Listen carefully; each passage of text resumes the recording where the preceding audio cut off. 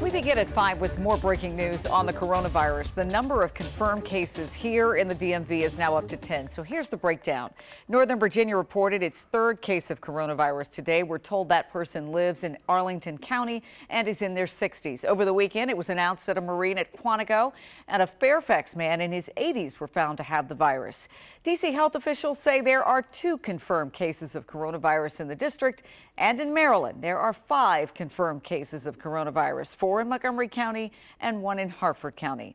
Maryland Governor Larry Hogan just delivered an update on the state's battle with this virus. And as we mentioned, 5 people in the state are confirmed to have the illness.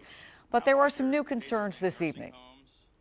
I also want to provide an update on the first 3 confirmed cases of the coronavirus, which were all contracted on an Egyptian cruise of the Nile River. The same ship that is also connected to 12 now confirmed cases in the Houston area. We have just today discovered that 6 additional Marylanders recently traveled on the same Egyptian cruise ship, but on different dates, traveling between the dates of February 19th and March 4th. Our state health department has been in touch with all 6 of these individuals. 2 of them are experiencing symptoms.